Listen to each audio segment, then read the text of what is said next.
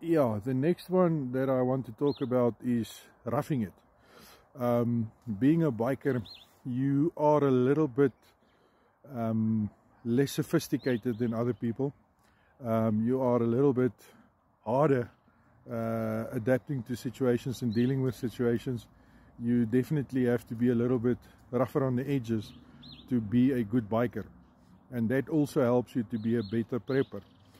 Being able to rough it a bit, sleeping on the ground. I've done a video on that before. If you go camping just with your bike, you don't necessarily, or you don't have the option of carrying a lot of extra luxuries and stuff like that.